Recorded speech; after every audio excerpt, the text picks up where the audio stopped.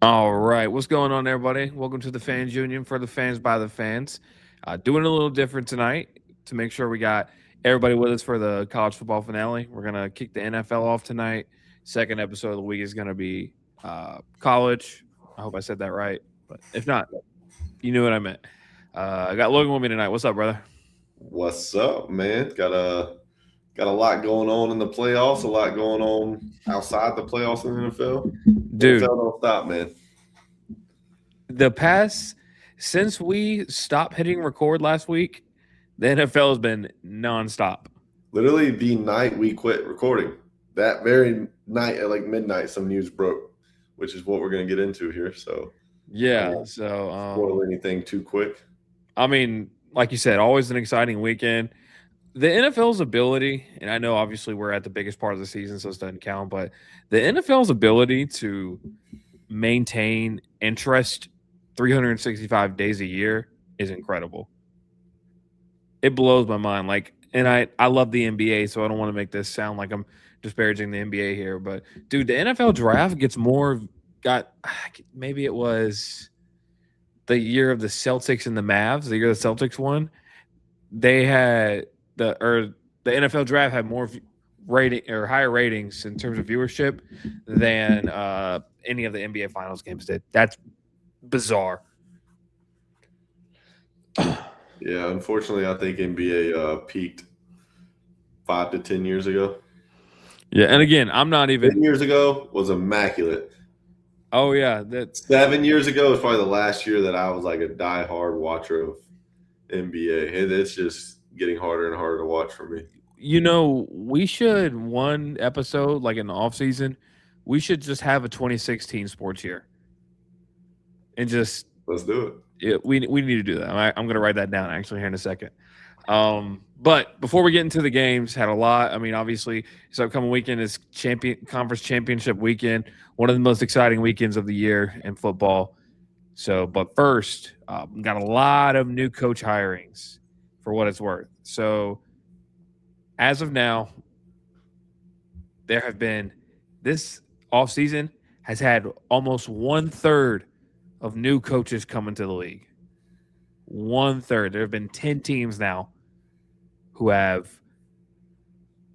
put vacancies out for coaching jobs at this point. We're going to get to one that kind of probably shocked everybody coming up here shortly. But first, let's get into the first hire that we heard, which was the hire that everybody's waiting to hear about, was John Harbaugh. Last Thursday or last Wednesday night, officially it was released that he was going to become the head coach for the New York Giants. He was kind of seen as the target. He came out this weekend that he officially signed his contract. Dude's getting paid $20 million a year. So clearly New York's got some investment in this guy, and they think that he's going to be the one. And then Saturday, we end up Kevin Stefanski gets fired by the Falcons, or gets hired by the Falcons, excuse me. I'm super excited about that. And then Robert Saleh got hired last night by the Titans. So let's jump back to Harbaugh. So Harbaugh was him getting fired was kind of one of those things where it was like, what? Did he really get fired? But it kind of seemed like, when you heard about, how bad it got and there was just no continuity in the locker room, so maybe he lost him. The staff was having problems. You heard reports that he was, tired of dealing with Lamar, whatever the case is. There was a lot going on there, and he became immediately the slam dunk hire for the rest of the league. And what more fitting place to go to the New York Giants? Let me tell you something funny. Oh, also, Dolphins hired Jeff Hafley, the DC from the Yeah. Packers, to be their head coach. So That happened today, right? I think it happened yesterday. Okay. But check this out. So the Giants hire Harbaugh. He cancels his visit with the Titans. After that, Falcons hire Stefanski. He cancels his next visit, which was going to be with the Titans.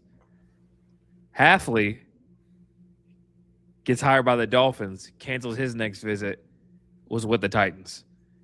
So the Titans were inadvertently just getting shafted for almost a whole week before they found their guy. So I just thought that was funny. But yes, so Harbaugh cancels his visit. Seems to be the guy. There were some rumblings about the contract disputes about what it would be. Basically, came down to that Harbaugh wants to report directly to the Maras, which is the owners of the New York Giants, and not Joe Shane, who's the GM. So they're still going to work together, but he wanted it in writing that he was going to report to the owners and not the GM, which is very interesting because clearly, I mean, he's seen to be the culture guy. Clearly, he wants as much control as he can in this. So, what do you think about the hire? I mean, I know also too. I don't know if I said it last week. Brian Daboll, who was just fired by the New York Giants, reached out to him and said, "Hey, Jackson Dart, that's the guy." Yeah. So that says a lot about what he believes that team can do behind Dart himself. But yeah, let me hear you. Yeah, I seen a post that said that's like hitting up your ex-girlfriend's new boyfriend, like, hey, she's good. Get ready. Like, she's gonna show you some things. And I was like, that's crazy. So yeah, there's some crazy posts about that. Who taught you that? Yeah, right. Shout out to Dayball though. Love to hear that also as an Ole Miss fan. Obviously, riding with my boy Jackson Dart. Love to hear he's backing him up. But I mean, all in all, like, yeah, New York obviously is a desirable job always. But on top of that, like, Joe Shane has New York in a good spot to win some football games. I mean, you got Jackson Dart, you got Malik Neighbors, who's going to be coming off an injury. Theo Johnson at tight end has not looked like a bad draft pick out of Penn State, I believe it was. You got Cam Scatterbo's looked good. You got Tyron Tracy that's looked good. I know Tracy, Neighbors, and Scatterbo is going to be coming off some injuries. Obviously, Dart was banged up a little bit throughout this year as well. But, I mean, I would say if you're going to take over a team like as young – and they have a solid defense. So it's like if you're going to take over – they're stout up front on defense. If you're going to take over a defense, or a team, I mean, what a team to take over because you got a solid defense. You got a lot of what could be corner pieces to build your team over or out of. As far as like I said, Dart, Neighbors, they're probably going to go Scatterbo over Tracy, but Tracy, that could be a good 1-2 punch. We see a lot of 1-2 punch running back combos in the league right now. So, I mean, that could turn into one of them that we see. But, I mean, to me, it's like you got a team that seems to be very desirable, a lot of very young talent, a solid defense. They're in New York. They're marketable. They got the money to spend. And to me, that just alone is going to draw you in. It's kind of like the Knicks, it's going to draw you in regardless. And then on top of that, you got some young talent to build on. To me, it's kind of like when you think about it, it's like this is like a no-brainer. Like a sought-after coach and a team that's set up to win in the future. I mean, I don't think they're going to be like a Super Bowl contender next year, but in the next 3 to 5 years, you could really see them making a push. As long as they make some good signings, correct draft picks, obviously you still got to take care of that business, but there's a window where you could see them getting into real contention very soon, So I think it's a great hire. I think it's a great job for him to take. New York Football Giants, who doesn't want to take that job? And if you look at their record, if somebody is saying, just looking at record, like, whoa, what are you talking about? But you're in New York. The fans New York fans. It's amazing because they, no matter what, they're excited week one, like their team is Super Bowl bound. Doesn't matter if it's Jets, Knicks, Giants, Islanders, Rangers. It doesn't matter who it is. So I think knowing that you have that kind of infectious fan base is definitely got to be a plus. But, I mean, you're bringing in a guy who's been in one place for 20 years, the model of, stability, and made the playoffs 13 of those 19 years because I think he was there for 19 seasons. So, but yeah, after that, because the reports coming before that were that it was going to be Stefanski was basically Harbaugh was candidate number 1. Stefanski was everybody's number 2. And there were reports that whoever the Giants got, or between the Giants and the Falcons, whoever one got was going to get the other. So Falcons ended up Saturday night hiring Stefanski. There's a lot of rumors about who he could be bringing on. He's bringing on Brian Callahan as his offensive line coach, which I saw. So I guess he went to Tennessee this past season, or 2 seasons ago, Callahan. And without him, the Browns went 8-26, which is these past 2 seasons. and the year before, or excuse me, the years before they were 37-30. So before these past two seasons, the Browns were at 37-30 under Stefanski. Me as a Falcons fan, I am over the moon. This is who I wanted. A guy who's known to be a player's guy, quarterback whisperer, if you will. And I mean, he was dealt a terrible hand when he was. I mean, that Deshaun Watson trade absolutely handicapped them for years to come. And he's come out and said he had no part of that. And I mean, who would want to take ownership of that one, right? But I'm over the moon. You hear all these good stuff. I saw what's his name, the Falcons reporter for the AJC, known as a D-Led. His last name is Ledford, I think, Ledbetter, and he's a notorious Falcons hater. Like it's kind of insufferable the way he covers the team, but he said he talked to Denzel Ward, and Denzel Ward was a great cornerback, a great DB in Cleveland for many years. Said he loves Stefanski. He's a player's guy. I mean, Shador's even endorsed him in his last game, was talking about how he developed him and how he kind of helped find him things to come together. So for me, I'm excited. Bring, head coaching experience to Atlanta, something, Raheem had, but obviously, that wasn't the one. Did just ended up not working well. But I'm over the moon about this hire. I don't know what the quarterback situation is going to be, and I really can commend him for accepting the role. The question being in quarterback, but this is for me, even with Harbaugh, this is who I wanted because I think he's also kind of coaching with a chip on his shoulder, right? Like all we heard since the draft last year was how he's sabotaging Shador's career. He's putting in bad blockers, and the Shador army kind of took over with that one. So, I hate what it's turned into. Now you have people saying, why would Atlanta bring him in? I just want to say this. First off, the Falcons fans are absolutely losing their mind. They're thinking that we just hired like a punter for head coach. It's blowing my mind. And then they're saying Matt Ryan don't know what he's doing. Like, you guys were all excited about the Matt Ryan hire. What's going on? Like, now that he's made his decision, is not bad, or it's a bad one. So I will say that comparing his 8-26 to Raheem's 16-18 is absolutely laughable.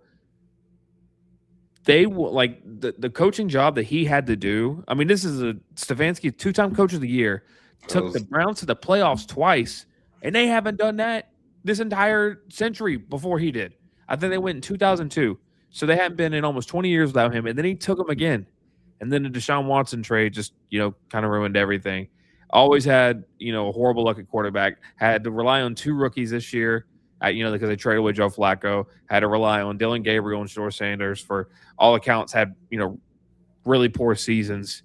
But I haven't heard one bad word about the guy getting hired without Shador Sanders' name being behind it. And I'm not turning this into a Shador Sanders thing. I'm not bringing up anything about him, but it's kind of nauseating that that's the gripe everybody has, and it's not even or it's not even foundationally said with substance. It's just absolute nonsense, for lack of a better term.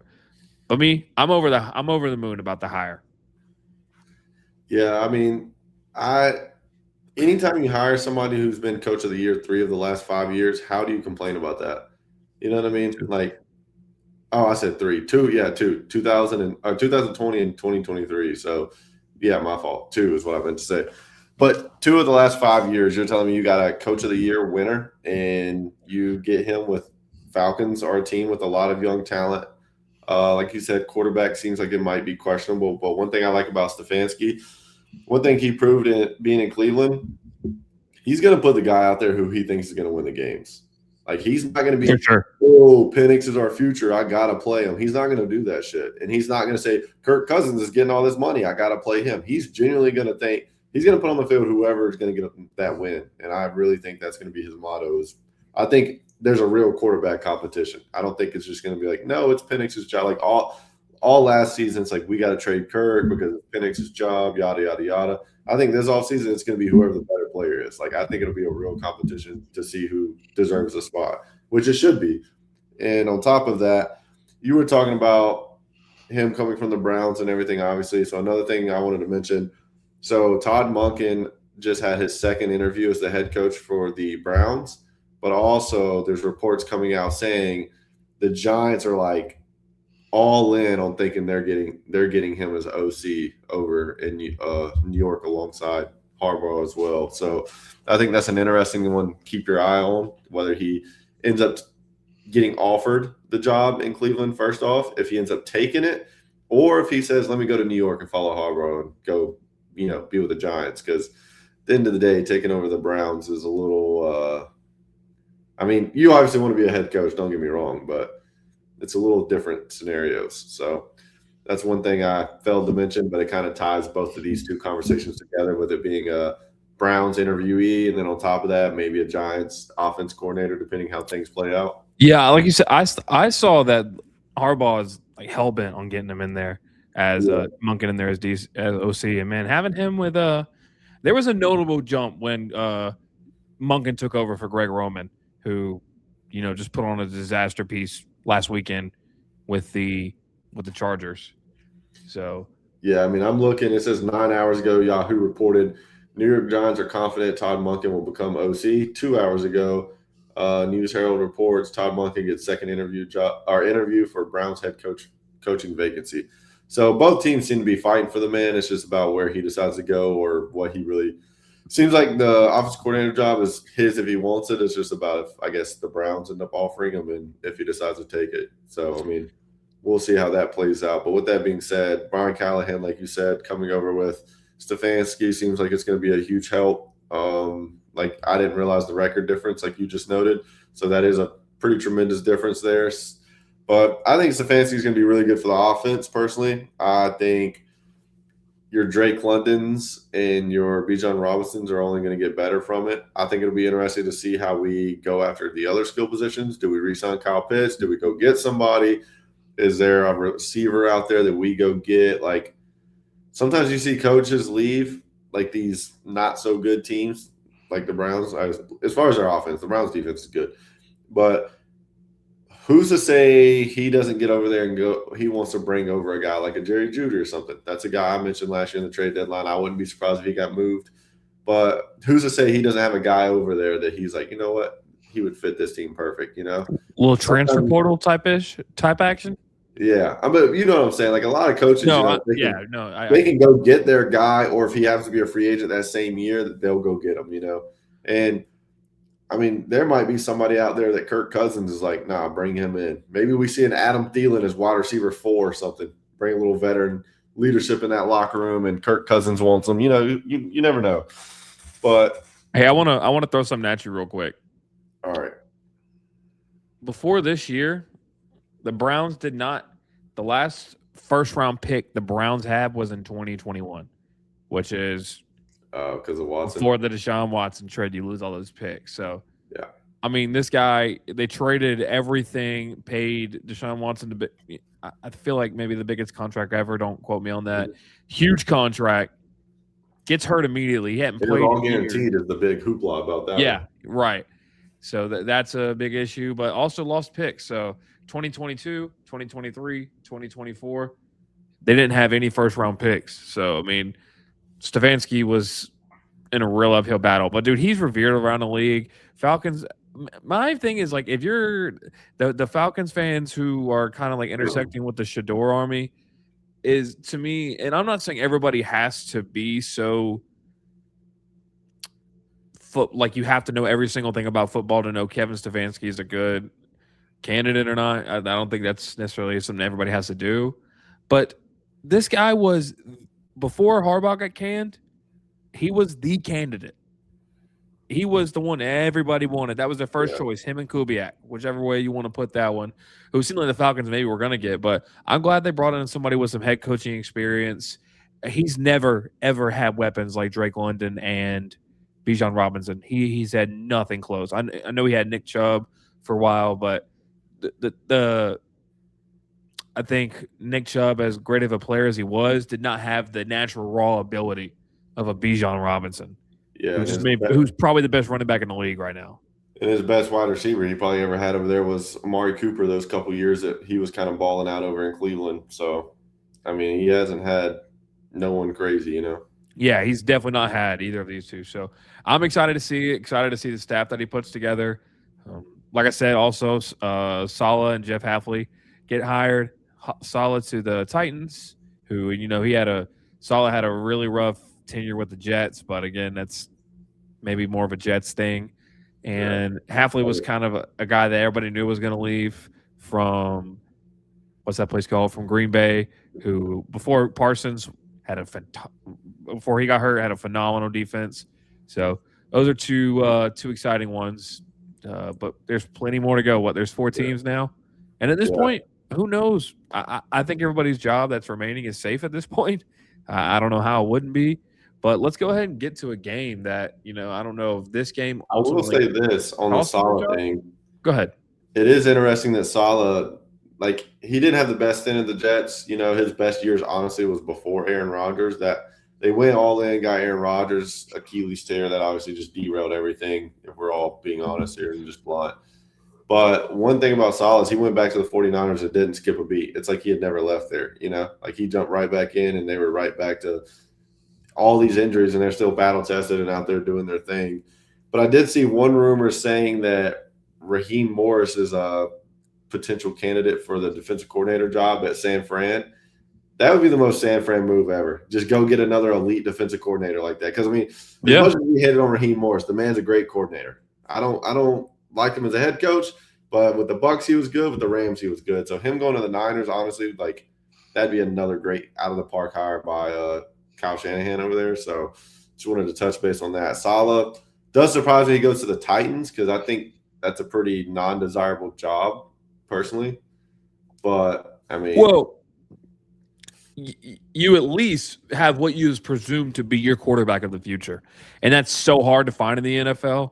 So that's a bonus. I mean, you got your quarterback of the future. You got a new stadium you're about to get. So I mean, there's a couple of pluses. Don't get me wrong, but I think if you want to go to a place, most people that's going to be one of their first check marks is what's my quarterback situation looking like. At this point, they're bought in that Cam Ward, right, wrong, who actually shows some flashes of being really good, which I'm going to talk about rookie seasons coming up here in a little bit. So, but anything else you wanted to add on that before we get to the Bills and Broncos?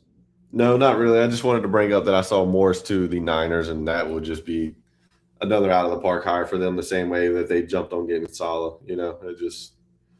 That'd be interesting. Any team who can get Raheem Morris at DC, go for it. Yeah, like that's how I feel.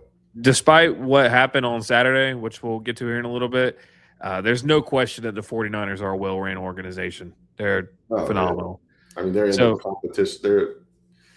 They're in it every year, dude. Yeah, exactly. It's incredible. So let's get to Broncos and Bills. Broncos number 1 seed coming to game 14-3. Only lost 1 game at home in the regular season. So Denver's one of the few places where they legitimately have a home field advantage. I mean, from the fans being crazy to having the elevation of the city of Denver and the state of Colorado at your behest. So that's definitely an advantage there. But what me and you talked about this week, I was called out by my father who listened. He said, yeah. So we were called out, and we were very strong. And I think most people were strong in the fact that we don't want to pick against Josh Allen in a playoff without the quarterbacks that we've been mentioning in the past few weeks. And then he proceeds to put on maybe his most disappointing game of all time after putting on an absolute masterpiece the week before. But this is the game where we thought, hey, our guy is way better than your guy, talking about quarterbacks, and you're going to see why. We don't care how good the defense is. That's what I thought it was going to be. And James Cook ran the ball well, too. James Cook had over 100 yards. Had a fumble, obviously. 66. Say what? I said Josh Allen added 66 to that. Like, they ran for 183. Yeah, so, I mean, it's... So the Broncos, 70. The Broncos ran for 70.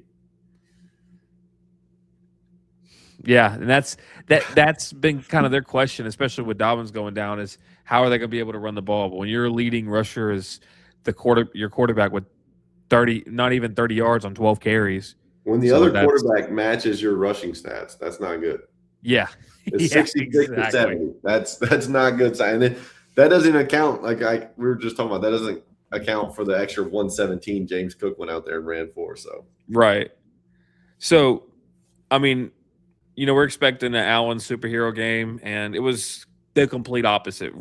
Probably the worst case scenario for a Josh Allen playoff game that could have happened. He ends up turning the ball over 4 times, twice in the air, twice on the ground, fumbles another time, and Broncos have a 17-point third quarter, and they're up. So what that will put them up 27-10, I believe. it was a 17-point second quarter. Yeah, that's what I meant. Oopsie. So it's 20-10 at halftime, but the thing is, I don't necessarily agree with the Bills' strategy of trying to, maybe squeeze out a field goal by the end of the half. I personally thought that was a little weird, but nonetheless, hey, it's playoffs. Go for broke. It is what it is. But then Josh Allen has the most boneheaded fumble. One of the most boneheaded fumbles you could possibly imagine. Fumbles the ball in their own territory, goes out of bounds with time on the clock. Denver kicks a field goal and goes up 10 points. And, just simply from a math perspective, if that doesn't happen, let's say, even if they don't, I'm not saying they need to go need the ball or whatever, but even if that doesn't happen, Denver, or, you're walking out of there mathematically with a 30-27 win. That's what it ends up going. Now, obviously, we know football never goes that way, whereas just talking about math. But, this guy, I know people talk about the calls at the end. That's fine. There is nothing you can do to exonerate Josh Allen of totally melting in the moment and having 4 turnovers, not to mention he's missing a lot of gimmies. Like, he missed that one ball to Hardman where he freaking threw him a ground ball in the end zone. It was just, I was blown away by how he just totally melted. And this is somebody who, at this point, like I said, I don't know if this will change it, but if, he continued at the rate, when NFL Top 100 came out next year, he was going to be number 1. You could call himself the best player in the league. But I know he cried after the game saying, I feel like I let my teammates down. And I totally understand him feeling that way, knowing the competitor he is. There's a lot that goes on in a football game. I never really handed to one person, but you've got your best player turning the ball over 4 times. Yeah, there was a lot of sloppy football this weekend, if we're being honest. We'll get more into more of the sloppiness later. But, yeah, it's not the performance you expect out of Josh Allen in this kind of game. And then, I don't know, I guess you got 5 or 6 years of pent-up emotion now with these depressing-ass close game losses. So it's like I get being upset. But then there's an interview, too, of their interviewing Deion Dawkins, and he goes, Josh Allen said that, and he starts crying, and I'm just like, all right, you didn't lose the fucking Super Bowl, you know what I mean? At some point, I'm kind of like, I'm not big on the whole, I don't know. I get it. Emotions are high, and the thing is, too, this isn't the first one. This isn't the second one. This isn't the third one. They've had a handful of heartbreaking losses. They really have, but we said it going into this playoffs. It's the one time where he doesn't have to face any of those quarterbacks, but it's also the worst team he's brought into the playoffs. This team desperately needs a wide receiver 1. Yes. And it's hilarious because the team that won their division, the team that's going to play in the championship round, has their number 1 wide receiver, Stephon Diggs. They let him go, and he's still balling. He's had a great year good year, maybe not great, but he definitely had a solid year for New England being wide receiver 1 over there. So it's just makes you wonder if they regret that decision at all. But this year in the draft, they gotta go get a wide receiver. I think that's number 1. If I'm Buffalo, I might do ungodly things to try to trade up and get a Jeremiah Smith. Dang, I just smacked the hell out of my desk on accident. Well, he'll be next year, but not Jeremiah Smith. Who? It's wrong Ohio State receiver. What's the other guy's name? Yeah, Carnell Tate. I don't know how much they might have to move up to get him. I think they would have to move up to get him. I don't know exactly how much, though. I feel like he's going to be top 10 for sure. Yeah, I would say he's probably more of top 15, I would say, at worst. So I think they're going to have to move up if they want to go get him. But, dude, if I'm the Bills, you got to make something shake unless you go make a splash free agency guy. But I don't know any wide receiver off the top of my head that's going to be a free agent. That's a splash move at least. So I don't know. When you're going and getting your guys like Curtis Samuel, who played with them last year, they go pick him up. They go pick up Brandon Cooks. They go. Who was the other guy they picked up? They just pick up. Hardman. Yeah, but they pick up Hardman like a few weeks ago. Yeah, but he was like practice squad guy called up. Right. Like you're picking these guys. My point is you can't expect to pick up 3 wide receivers in the last month and expect to be able to go out there and dominate. I mean, luckily you have Josh Allen, who's top 3 quarterback without a debate, so that helps out a lot. But I mean, this team's they're missing a wide receiver one desperately, and that showed so much in games like these. I mean, and game, but I know it's the thing that got me is first off, I know you didn't lose Stephon Diggs to Patriots. Right. But your receiver one from a few years ago was in your division now. So you're obviously losing that. It feels like they haven't had any kind of plan. I don't just from the outside looking in to get a receiver. I was listening to somebody who was saying that I believe it was at the trade deadline, there were talks about them maybe giving up a first round to get Jalen Waddle, which a first round is a lot for a not Justin Jefferson, Jamar Chase, etc. kind of receiver. Hey, I would do it. I think you need that so bad in Buffalo. It's worth giving up a first round pick. You need Jalen Waddle. You need Jalen Waddle more than you need anyone in the first round. Yeah, I don't think Jalen Waddle for a first is bad, honestly. Like, he's a first round talent. There's no doubt about it. I think he could be a wide receiver one. It's just he's playing alongside Tyreek Hill. You know what I mean? Like, Tyreek Hill was a top wide receiver, top 5, no doubt wide receiver up until this year, last year, whenever. Yeah. It was. So, if the Dolphins are taking that, especially because your first overall pick or your first round pick is going to be in the late 20s, mid to late 20s. So it's like, I would do it if that trade's out there. I'm pulling the trigger on that in a heartbeat. So, but yeah, so that's a rough outing for those sides, and for the Broncos, who won, doesn't really get a ton better.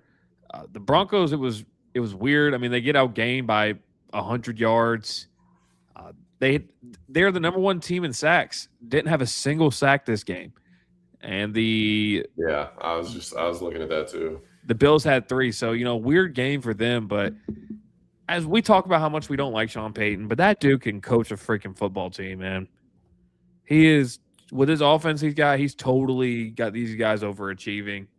I was really impressed. Obviously, Bo Nix has never been your prototype. Wait, did you say the Bills didn't get a sack or the Broncos? The Broncos. No, the Broncos got a sack. The Bills didn't get a sack. I was just rethinking that in my head. I'm like, I think he said that backwards. Well, I'm looking. It says Roach had a sack and a half. The Bills had 0. Oh yeah, I'm reading it backwards. My fault. Yeah. That's what I was like replaying what you said in my head. I'm like, wait a minute. The Bills are the ones who didn't get to the quarterback.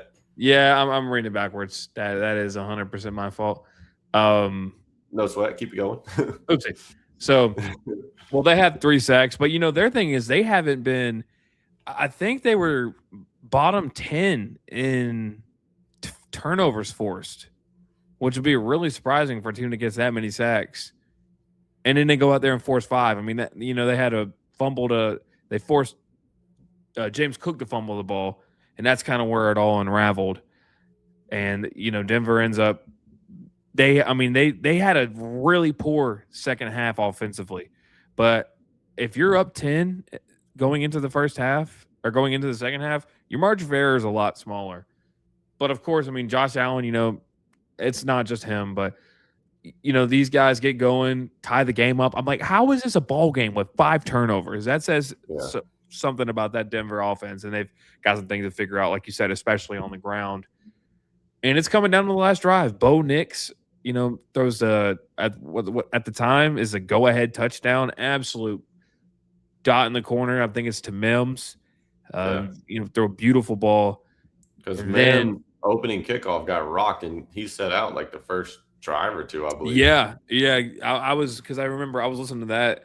I was listening to like the first 10 minutes of it on the radio on my way to the destination, which I was going to watch the game at. And I heard that kind of threw me off. I was like, what's going on now? When I saw him in there. But yeah, I mean, he has a huge day. He did a really good job of finding the soft spot in his zone. Because Bo Nix, I mean, he's not Peyton Manning, but to me, I was impressed by it. Just he never looked rattled for a second-year player.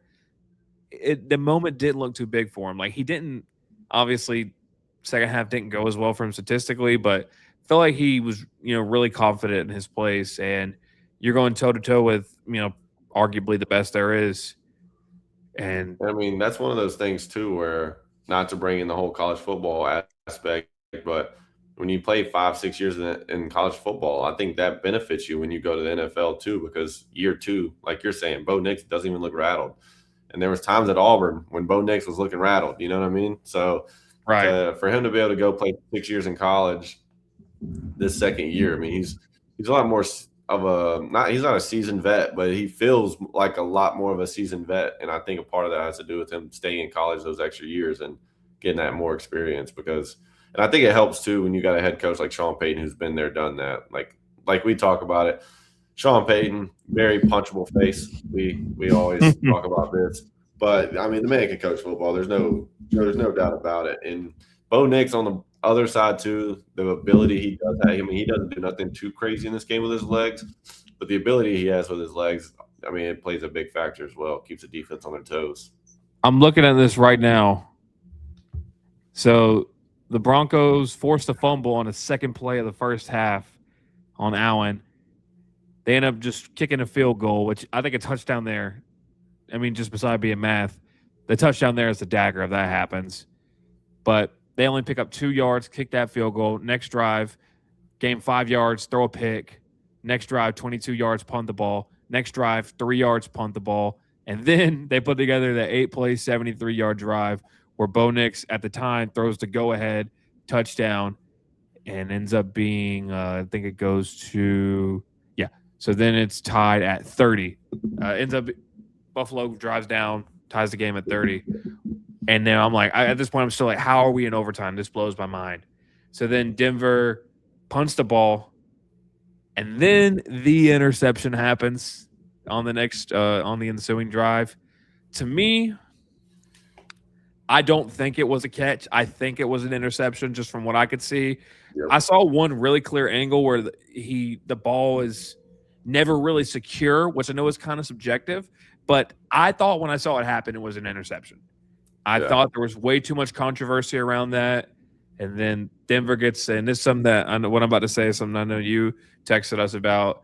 And then you get 3, I think it was 3 pass interference calls on the last drive of the game for 47 yards. I thought the first one should have been defensive holding because I forget who the DB was definitely holding a receiver out of his break, but it didn't matter because it was going to be 15 yards because they got a rough in the passer. So that was going to move.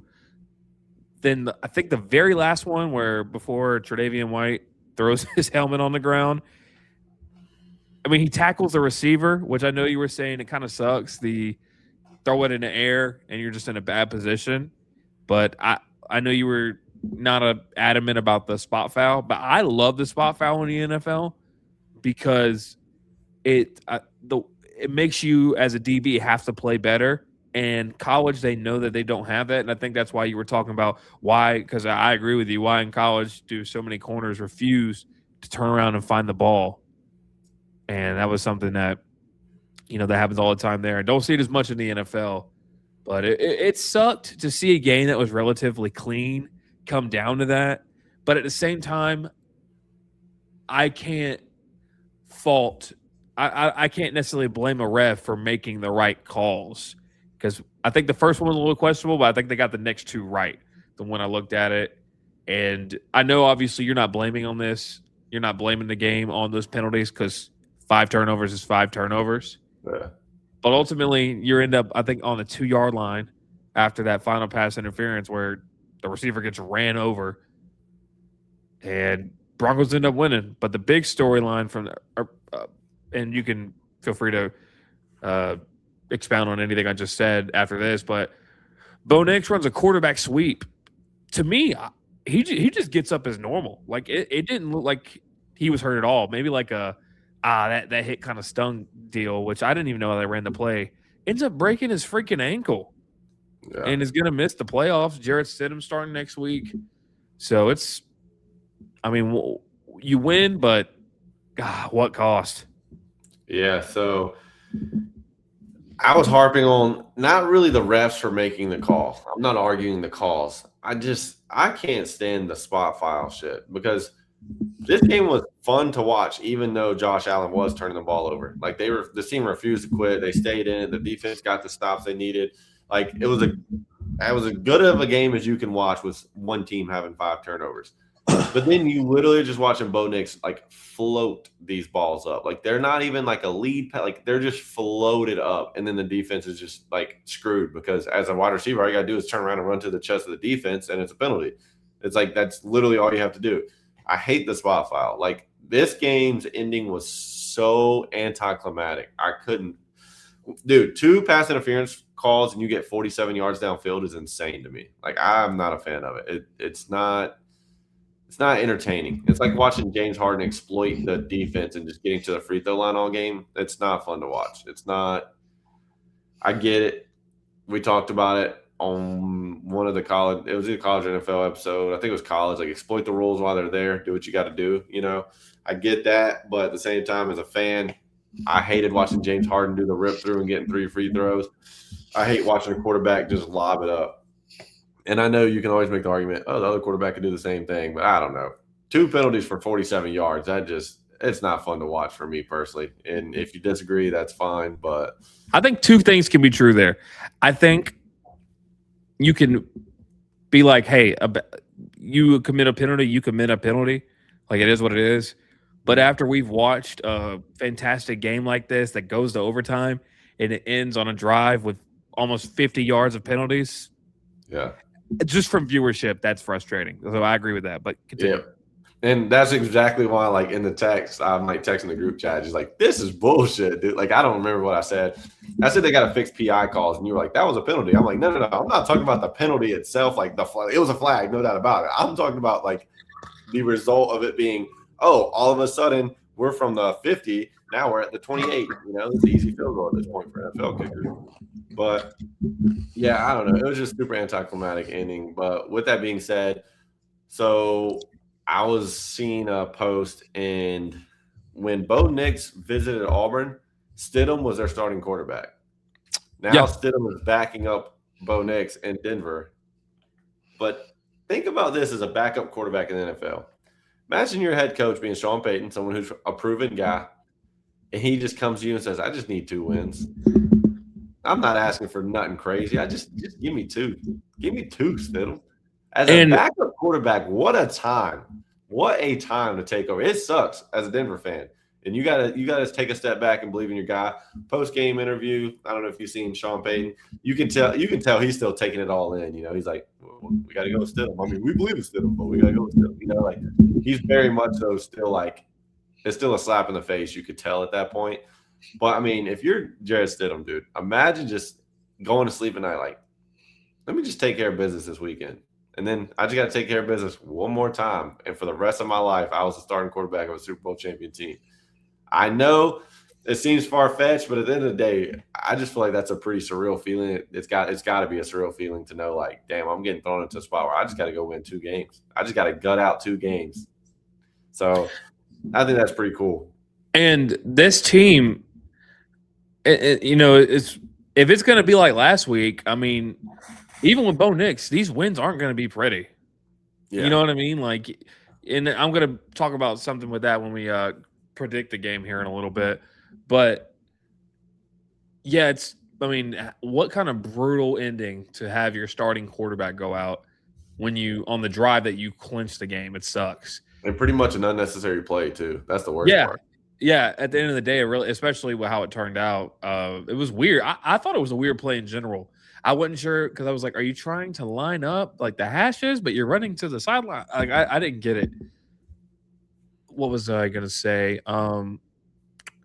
Yeah, but people can question calls. My thing is, because I've seen I don't have problem with people questioning officiating because just like there's bad throws, there's bad drops, missed tackles, there's bad calls in football. It's going to happen. It's part of what Okay. makes it great. I mean, it's just that it's a game of human element, and they review everything in the world. So 99% of the time, the right call is going to get made. Maybe even maybe 99.9. But I don't know if it's Josh Allen stands. I don't know if it's Buffalo fans. The NFL has no reason to keep Josh Allen out of playing for a Super Bowl. It would actually bode very well for the NFL if that happened. So any conspiracy that's happening is absolute stupidity. It should not be spoken of. Like that. That's just stupid. And he turned the ball over 4 times. He had the time to be the star, be the guy that everybody's been waiting for. This is your time, Allen. And he failed. Straight up, call what it is. I don't want to hear anything because there could be problems, right? Yes, they have roster problems. They have DB problems. They have receiver problems. We know that's well documented. But that's you've had that all season. You are in the playoffs. I'm not even saying you got to go win the game. If you go ball out, 4 touchdowns, 1 interception, X amount of yards, maybe it's forgivable. But you go out there, you don't get that grace, Josh Allen. You don't get that. Yeah. Nobody gets that grace. Lamar Jackson gets killed all the time when he plays bad in the playoffs, and he does, and he gets the criticism he deserves. But I'm sick of, for some reason, with Josh Allen, it's like Joe Burrow gets the short end of the stick too. Justin Herbert gets killed too. I mean, it happens to everybody. I don't like the cloak of invisibility, or I guess that's just him being basically Teflon and untouchable. And it shouldn't be that way because as poorly as he played, he deserves every bit of criticism that he gets. I don't care what anybody has to say. And I'm not a Josh Allen hater or anything like that, but we can't pretend like what he did was redeemable because there was nothing redeemable other than the fact that they were going into overtime with 5 turnovers. If you're someone trying to say it's an NFL thing, you're out of your mind. 3 of the top 5 quarterbacks in the league this year missed a lot of time or was not great on a great team. Patrick Mahomes missed time at the end, wasn't a great team this year. They just never clicked, really. You got Joe Burrow, who missed a lot of time. You got Lamar Jackson, who missed a lot of time. Those are 3 top 5 quarterbacks, no doubt about it. Your other top 5 quarterbacks are going to be Josh Allen, and I would say the 5th one is probably pretty arguable. I think at the beginning of the year we had this conversation. We were all kind of saying Jalen Hurts riding high off the Super Bowl. But I think the first 4, no doubt about it, top 5 quarterbacks. So this would be a great year to throw Josh Allen's name and let him get his Super Bowl win if the NFL is playing tricks and blah, blah, blah. Yeah, if anything, it would be to get him in. Yeah, it'd be the perfect year for him to get his ring because no Burrow, you don't have to worry about tarnishing his legacy. He was hurt all year. The same with Lamar. Patrick Mahomes got hurt. Like, yada, yada, yada. So, that's just Bush League, I think. But at the end of the day, like you said, Josh Allen failed. It is what it is. It happens in life. No matter what you're doing, you're going to fail at it. If you're not failing at it, then you probably should expand yourself and get out of your comfort zone and try some new things and fail a little bit and learn some new shit. That's nice. You know what I'm saying? That's real prophetic. So, but Denver advances. Oh, I'm sorry, Logan. Yeah. I wanted to just touch on the catch thing real quick. So Joe Burrow actually posted a tweet for the first time. Oh, he's back. I'm going to find that real quick.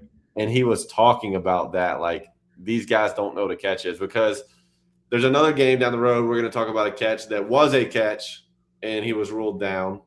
The difference is, because I never touched on that, the difference in this one is Buddy has his hand in with the ball the whole way to the ground. The ball is never secure. The ball is never completely stopped moving. And on top of that, your defender literally has a hand and arm on the ball the whole time ripping it out. I think that's the difference there. On the way to the ground, the ball never is 100%. Cooks never 100% has it just still in his hands. And the DB, great effort play, is ripping it through the whole way and comes out with a crazy interception. I think it's an interception, and I think if you disagree, you just need to rewatch it or something. I don't know. So Joe Burrow's tweet said, the amount of people that don't understand what a catch is in the rule book – oh, I can't read. The amount of people who don't understand what a catch is in the rule book flabbergasts me. And it's not the officials. The 2 plays yesterday were not difficult calls, and they got them both right. So Joe Burrow, way to put it on the table, man. Way to show the people. And I agree. I agree with that tweet 100% because I do think they were different plays, different calls. Yes, they were similarities. They were different though, and they made the right calls. I solely believe that. Logan, I am so excited, and I know you are too because we both love this guy. I am ready to see another 17 game season for Joe Burrow. I am so ready for that. They've paid everybody. They didn't want to pay Henderson, whatever that defense is. Trey Hendrickson. They should have paid him. They should have locked him up for a long time. But at the end of the day, if they don't go get an offensive line, and we've been saying this every year that Burrow's been in the NFL, they got to protect the man at all costs. You got to protect him. You got Jamar Chase, T. Higgins locked up, and Burrow locked up.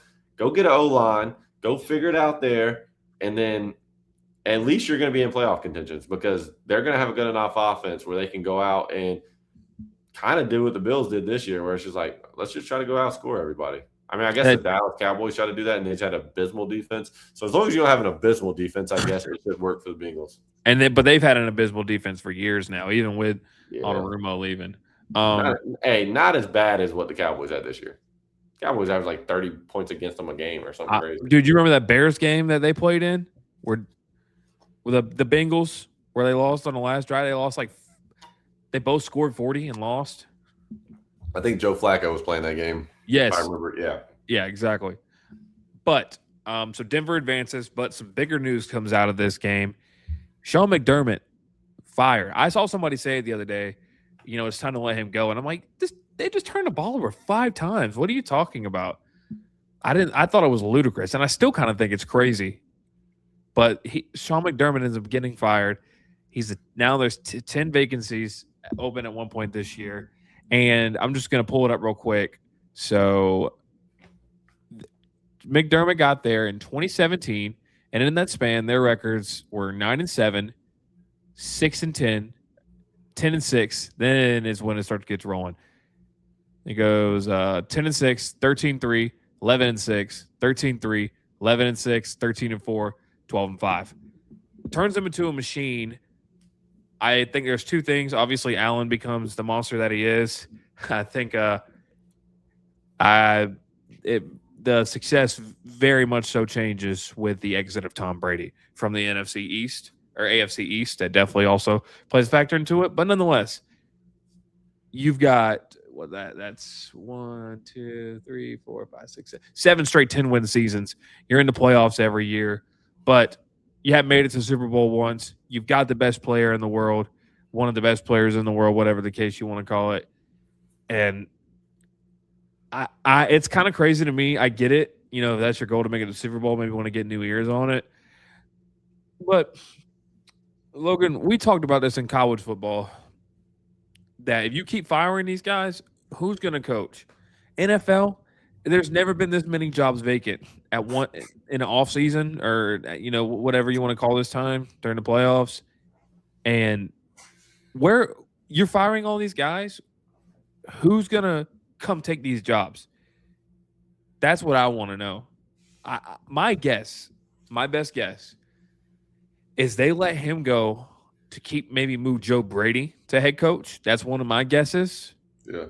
But there's also somebody who is very connected with one Josh Allen, who is not a head coach right now. Do you know who that person is? I do not. Brian Daboll.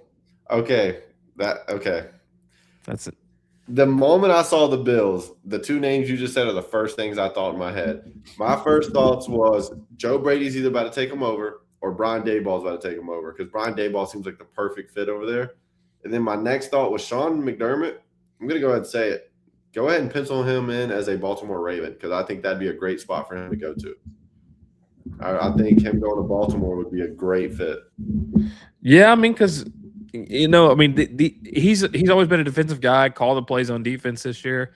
I don't know if he always has, but he is that culture guy. I mean, because I was listening to Richie Incognito talk about him, and he said when McDermott got there, he totally changed the operation. He is the reason that they turned into a perennial winner. Now, obviously, like we said, there are some things that go into that I mentioned before, But Sean McDermott turned the program around. And I don't mean program as in calling it NFL team. I'm talking about the program in which a team operates in the offseason, doing detail-oriented, doing things the right way. And I can't believe he got fired. I mean, straight out. Like, that I think that's the craziest firing out of it. I mean, that's crazier than Harbaugh, in my opinion. Like, I really think so. Because at least Harbaugh, like, seen it all the way through. You got 18, 19 seasons, whatever it was out of him. But, I mean, you got McDermott in the middle of what seemed like the prime years for Josh Allen. Like, just go get him some weapons. You locked up James Cook, good on you. But give him someone to throw to, which James Cook can go catch, don't get me wrong. But it's like, you need a wide receiver. Like, we keep talking about that. And I think that firing was the most shocking out of anything. But people, like, you're talking about the defense. Let's not forget where he came from before going to Buffalo. And it was the Panthers after they went, 15-2 or whatever it was, played in the Super Bowl and lost. I think they went 15-1. Yeah, because back then there was only 16 games. But yeah, I mean, he had the Carolina Panthers defense rolling. That's back when they had Josh Norman, Luke Kuechly, all them guys, Thomas Davis, the Georgia linebacker. Like they had he had them boys buzzing back then. So taking over Buffalo, turning them into like a contender like that, and then I don't know, this one just shocks me. I can't believe it. Joe Brady or Daboll to me is the first thing that came to mind, so I am happy because we haven't talked about this, so I'm glad to hear that you're thinking the same thing. But my first thought for McDermott was Baltimore.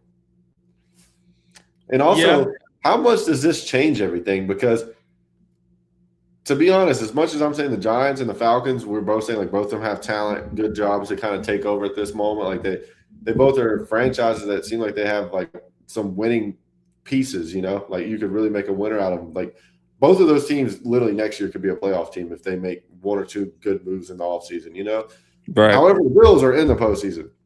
Harbaugh could have very easily been interested in that job. The Giants better be glad they went ahead and locked it up right before that job came open, honestly. And the same for Stefanski. Who's to say he doesn't go to Buffalo if that job's available? Because Buffalo is going to be the best job available, and the best two coaches available are gone already. So it gets pretty interesting to me that like how it all played out. It's like I can see if Harbaugh's still out there and that's your guy you want to go after, but maybe they're really that scared of losing Joe Brady, or maybe they're confident in Daboll. Who knows what it is? But hey, quick question: was he an offense coordinator? Well, I don't know if he actually held the title. I'm here. Let me look that up. But he was like, if Joe Brady gets promoted, do you think they still bring in Daboll also as an OC? But I couldn't remember what coordinator position what's his background. I couldn't remember. Cool. His big claim to fame was turning Josh Allen into Josh Allen. That's what got him a job. But Daboll's was? Yes. So he was. Yeah, so he was the Bills' offensive coordinator from Sean McDermott's second year, 2018. From 2018 to 2021, next year he takes over the Giants. And remember, he took the Giants to a playoff and won a playoff game with the Giants. Yeah, Daboll. Maybe that's why. Okay, I wasn't remembering Daboll being there, but maybe that's why I'm making the connection with Daboll and Bills, and I'm just like missing that part from my brain. Because this whole time I'm like Daboll and Bills just make sense, but maybe that's why it makes so much sense, and I just forgot that there was a actual pass.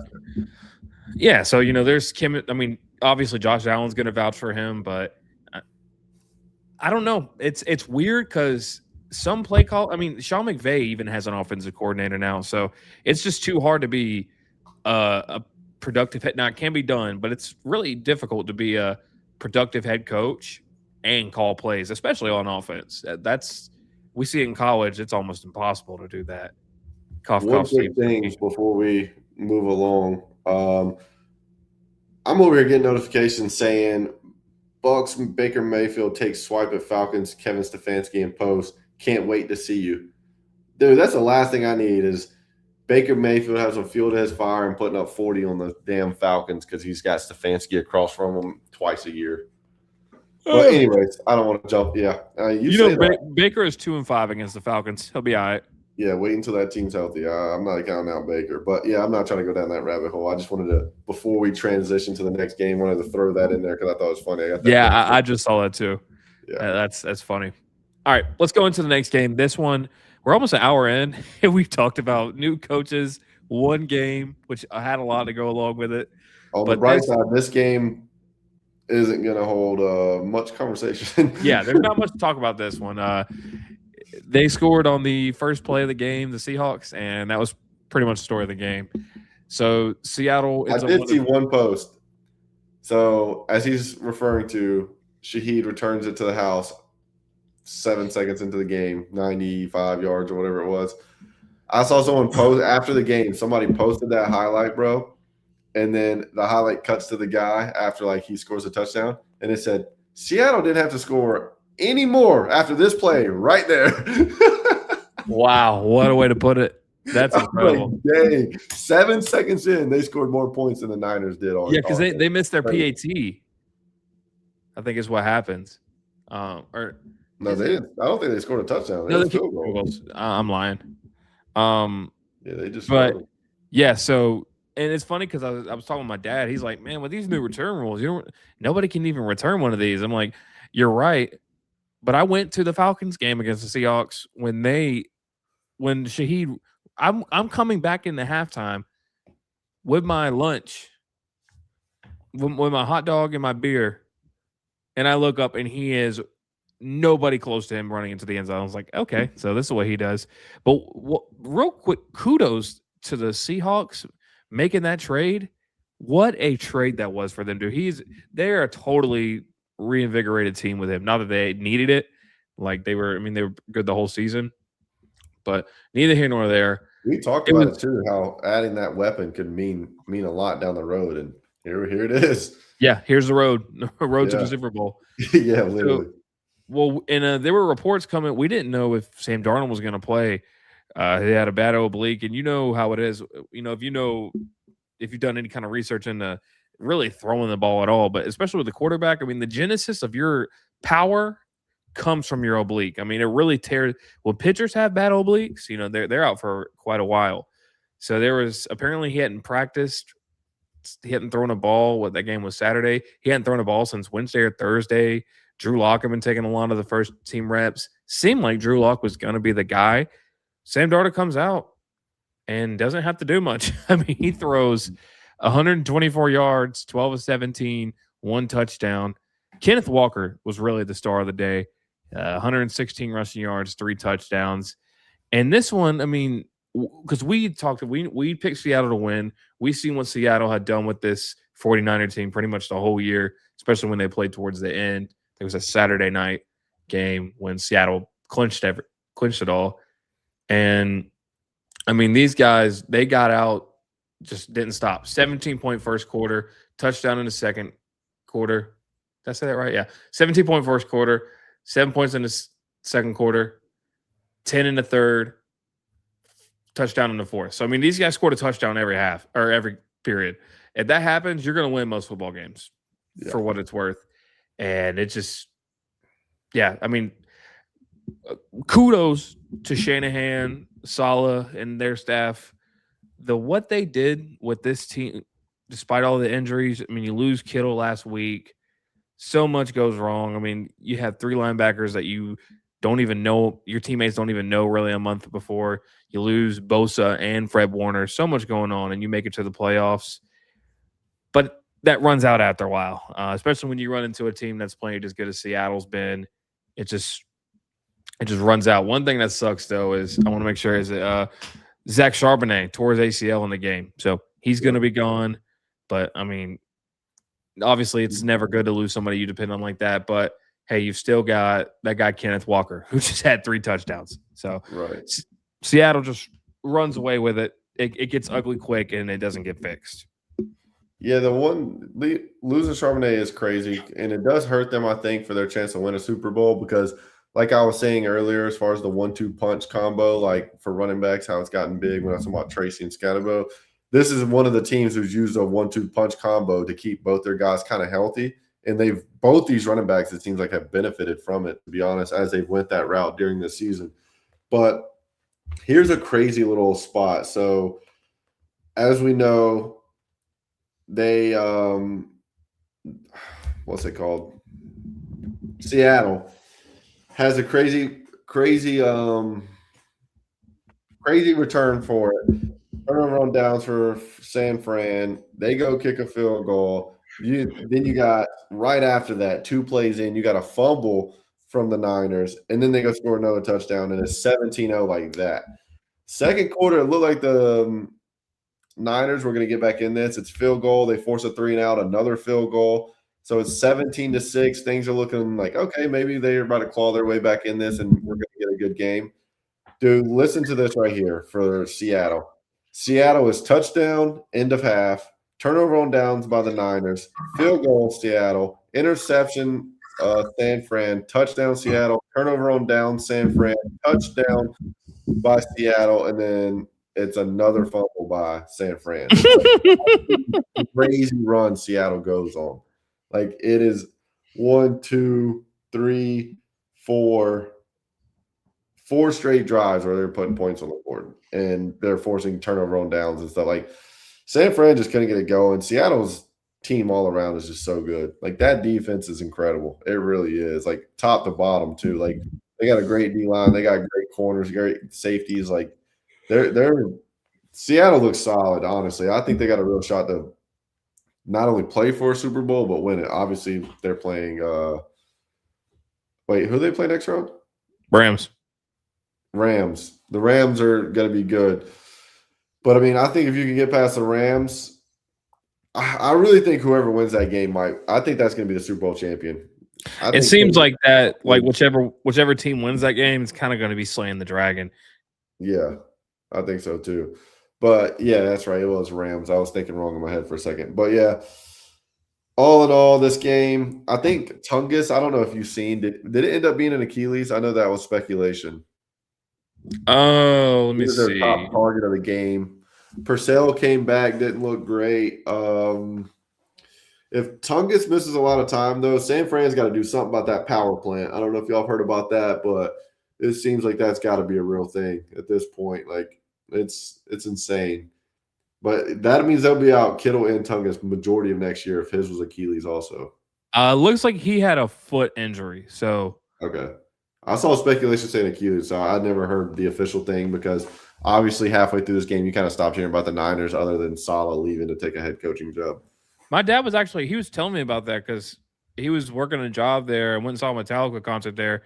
And when he was at the stadium, he sent me a picture of their practice facility right next to it. And I heard about some funky stuff going on. Yeah, if you look it up, I think it's like since 2012, they have the most injuries in the league. And there's a power plant right next to their facilities. And it's like, there's interviews from back in the day of players talking about like it's known that it like not deteriorates, but like messes with your ligaments and it's increases your likelihood to get injured. Like if you look into it, watch some videos on it, it's pretty crazy that they're willingly paying guys millions of dollars to just practice next to this power plant that's affecting them so bad. And then they're injured every year for them. So it's like, is this tinfoil hat, Logan? Hey, just do the research, bro. It's not Logan. Logan just got tinfoil hat Logan at your service. I'm just saying, go look into it. I don't want to spend too much time on this game because it doesn't really deserve it. Shout out to Seattle. They came through, did their thing. The home field advantage, it shows how important that game was a couple weeks ago for these two teams because Seattle got the bye week, which obviously helps Darnold maybe rehab his oblique a little bit. And San Fran has to go play. And then this game ends up being a home game. And we talk about there's not a ton of NFL teams with home field advantage. Seattle's one of those teams that have it. Yeah, for sure. Like Seattle's crazy fan base. 12. Funny here, JSN, 19 yards. It's probably the best offensive player this year. Is probably going to win the award. And he's had several games like this where he has less than 30 yards and they're blowing a team out. Him and Nakua next week is going to be such a fun matchup. But we'll get to that in a little bit. I'm hoping they let the dogs out for that one. I will say this. Cooper Kupp had a good game. I know it's only 5 catches for like 59, 60 yards, whatever it was. But he had when the game was still close, he had a bunch of big plays, like big third down conversions and stuff. Like Cooper Kupp came out the gates playing ball. He's trying to go get that second ring. And you know he's going to have a little bit of fire underneath him too because they're going to be focused on JSN and he's playing his former team, the Rams. There's going to be a little something there for him next week as well, or this coming week. Yeah, I'm excited to see that one. So we'll predict that one here in a little bit. Let's go ahead and get into the final AFC game of the weekend. Logan, if I told you after Buffalo game happened, and I said, hey, There's going to be a quarterback that plays way worse than this. Would you believe me?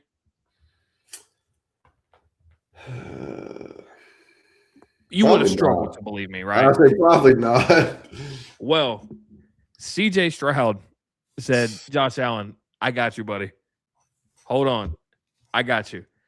And ends up playing one of the poorest quarterback games I can remember in a long time. I saw Ryan Clark defending him at halftime, and it was kind of comical because I just couldn't take it serious at all. But, I mean, he comes out the gate. One, I mean, he kind of overshot a receiver, goes out of receiver's hands, but he had some inexcusable throws. I mean, he was totally unplayable. I thought for a second, I was thinking when I was watching, I was like, okay, when's Davis Mills coming in? When's Davis Mills coming in? And obviously he doesn't. One thing, though, let me tell you one thing I learned from this game, Logan, is that I am throwing rookie quarterback seasons out. I don't care how good or bad they are. I'm throwing them out. When I say that, I'm not saying you need to take it away from the player. But what a player does his rookie year, I do not care. My opinion on him is, I'm not going to make my opinion off a rookie season. This game sold it for me because that rookie year, he's phenomenal, out of this world. They go to the playoffs. I think they end up beating the Browns his rookie year, if I remember correctly. And after that, it's funny because you could point to that thing with Caleb Williams where he meets him at midfield and is like, hey, you're going to be one of the best. Stop taking so many hits. Hey, just show this on screen real quick. This is one of the funniest memes I've seen all weekend. Oh, that's nasty right there. That is hilarious, bro. For those who are listening on audio, Logan sent a photo of Scooby-Doo reveal style, pulling the mask off CJ Stroud and his Dak underneath. Yeah. CJ ripping his face off, Scooby-Doo style, Dak underneath. Dude, that is hilarious to me. I just wanted to throw that on there when we were talking about how bad of a game Stroud had. Fair enough. Cowboys fans, you're catching another stray. All right, here. Let's play a game. I'm going to name this quarterback. Do they win this game? Do the Texans win this game if he plays? Davis Mills. I think so. I say maybe, bro. Hey, if Joe Flacco's playing quarterback, do they win? Here's my thing. It's obviously so subjective. Yes, you know what? I'll play the game. Yes, I'm not. Yeah, we're just playing the game here. Don't think anything about it. Is Kirk Cousins winning that game? Yes, I'm a believer. Kirk Cousins better be my Falcons starting quarterback next year. Let me think of somebody else. Aaron Rodgers. Shit. Aaron Rodgers is absolutely winning that game. And Aaron Rodgers has not been great this year. He has not been great since he left Green Bay. Let's be honest. I'll call a spade a spade. I love the man. Is Justin Herbert winning that game? Yes. Are there 25? I think 25 quarterbacks are winning this game if they play. Actually, I think if Jalen Hurts even played for this Texans team, they're winning the Super Bowl this year. This is how bad of a performance I think CJ Stroud has. If you put my man Chad Kelly on this field for the Houston Texans, Toronto Argonauts MVP quarterback, CFL champion, my boy Chad Kelly might get the job done in this. Hell, bring in Matt Corral. Let's do it. Bring him in. Okay, I thought I was being crazy, but this man bringing up an XFL guy that's barely making it. All that to say, he was horrible. There's just like Josh Allen's game was unredeemable. It's totally just awful. And Troy Aikman on the call, him and Joe Buck are so good, man. I love listening to them call games. But he mentioned that he hinted at there's a development issue in Houston, and it seems to be a quarterback issue. You know, Bobby Slowick, who's their offensive coordinator, him and CJ Stroud clash. They don't get along. He leaves. And ever since then, this team is, he's especially kind of went another direction. I was reading something that said like Slowick will be describing something to Stroud. Let's pretend it's something as easy as a one on the route tree is a go ball. And he would be like, CJ Stroud would say, well, yeah, okay, this is what they called it at Ohio State. And Slowick's like, I don't care what you call it at Ohio State. This is the NFL. This is what we call it here. And apparently that was just a clash. But I mean, CJ Stroud, man, he went on that media tour with Micah Parsons right after, went on Instagram and Gillian Wallow show and declared himself a top 5 quarterback in the league. And ever since, I mean, he's just really struggled these past few years. And it doesn't look like it's going to get any better. I'm not saying I'm out on him forever, but what I am saying, I am done with judging quarterbacks off their rookie season. I've never really been too heavy into it, but I don't care what you did your rookie season. Yeah. My main takeaway from this game is the Patriots better be glad their defense is phenomenal. Because if it's not for this game was not good to watch either. Like, I will be honest, the Rams and Bears was by far the best game to watch. Because even though the Bills game was close, Bills and Broncos was close, there were still a lot of turnovers in that game, which is like not fun to watch. I didn't like the way that game ended. Rams and Bears was pretty close the whole time. Versus you got this game, another game that's just filled with turnovers, and it's kind of like sloppy turnovers. I mean, Patriots defense is good, don't get me wrong, but CJ Stroud's not taking care of the ball. But then they were saying it tied an NFL record for 8 turnovers this game. On the other hand, Drake May coming into this game, all anyone's talking about is Drake May has to take care of the ball, and this man fumbles the ball 4 times. Like, you're not winning many playoff games, especially this late into the playoffs game. You're not winning many playoff games fumbling it 4 times. Like, Drake May low-key got bailed out by the defense here because at the end of the day, you only throw for 179. You got 4 fumbles. Like, initially you're like, oh, 179, 3 tugs, 1 pick, not bad. And then you realize, oh, he had 4 fumbles and a pick. So, I mean, all in all, the Patriots did what they did enough to win it. Don't get me wrong, but there was a time in this game where it was close, and you're sitting there thinking, like, how is this 21-16? And they kind of like we're talking about with the Bills, like, how is it 21-16 in this scenario? And they got 5 turnovers.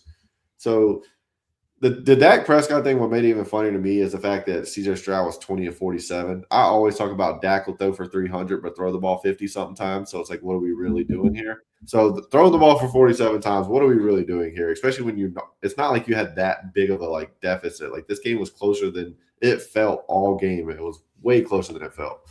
But on top of that, you also only ran the ball for 48 yards. I think it was Chubb had a fumble at one point in this game, wasn't it? Did he? No, it was Woody Marks. It was Woody Marks. I just scrolled. And Marks had a big game last week, and they averaged ran the ball 1.2 yards a carry, dude. Yeah, they ran the ball for 48 yards. What was that? They ran the ball for 48 yards. Oh, yeah, that's what I'm saying. Like, the Patriots defense saved them. If Drake May, and this is what makes me think the next round between the Patriots and Broncos isn't a sure thing. Because if Drake May plays like this next week or this coming week, the Broncos got a real chance, like a real chance. He didn't play good against the Chargers.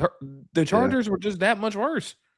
I mean, I'm just saying, Stidham, just because Stidham's in don't completely write the Broncos off. And the Broncos have a good team, but on top of that, I'm just saying this solely because, dude, Patriots got to figure it out on offense. You can't turn the ball over this many times. Tell me, who was the best player on the field in this game? I think there's one clear answer. Best player on the field, Christian Gonzalez. Well, he was really good, but no, the best player on the field was Will Anderson. Will Anderson, absolutely. Oh, if there would have been any kind of competent offense, the Texans would have won because that dude was losing his mind. And I know he's got 3 sacks in this game. I think one of them, I thought he forced one of them was a straight sack, but 3, and he's in the backfield every play. Will Campbell was getting devoured this game. Well, they were talking about Will Anderson usually lines up on the right side. In the last 2 weeks, he's been lining up against the left tackle instead of the right tackle, and it's been like exploiting weaknesses on that team's offense. But isn't Will Campbell like a little torn up right now, like shaken up injury thing, or no? I didn't think he was. I know they made maybe I'm making stuff up. I don't know. Either way, they made the big deal about him in the draft having small hands. I always thought that was funny, but. Dude, Will Anderson, that about Jamar Chase, because Jamar Chase said that an NFL football just feels a little different to catch, and then Jamar Chase is a top 5 wide receiver, top 3 wide receiver every year in the league. Probably number 1. He's probably the best receiver in the league. Not this year. They made a big deal about that. Yeah. But yeah, all in all, this game, I don't have a ton really to say. I thought this game was a spoon fest. Do you remember when CJ Stroud failed that cognitive test and he's like, I don't take tests, I play football? Dude, okay, I was gonna mention that when you're talking about his development. I was about to say, wasn't he the quarterback that was like, I'm not a good test taker? I play No, football. he said, I'm not a test taker, I play football. Okay, yeah. When you said something about CJ Stroud's development, that came to my head, and I was like, wasn't it CJ Stroud that said that? So yeah. Yeah, so but this one, got ugly quick. We'll talk more about the Patriots here in a second, but let's get to the last game of the weekend because, like you said, probably the best. Bears hosting the Rams. Rams end up winning 20-17 after a really closely fought game.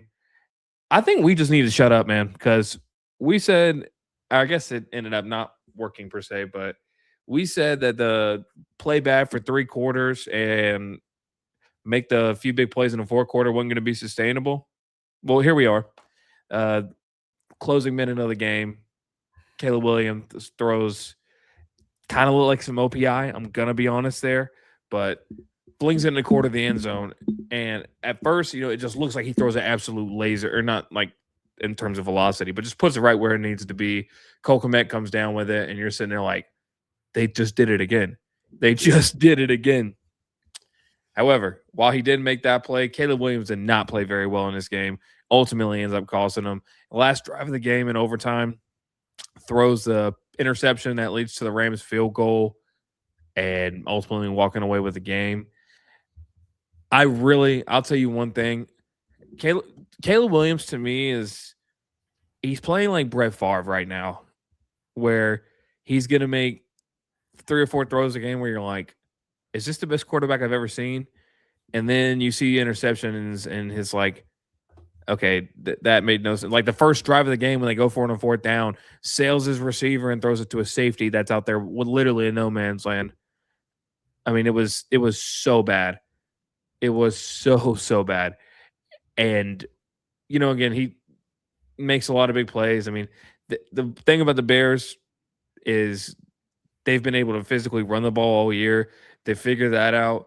But ultimately, again, you can't play that poorly a quarterback for 3 quarters, show up in the 4th and expect to win. Can't expect it to be consistent. It looked like it was about to happen, but probably the eventual MVP showed why, he is one of one. Did you see the replays of those throws that he made to Devontae Adams? Like the all 22 footage? Let me show this to you. But here, go ahead. Talk to me about the game real quick.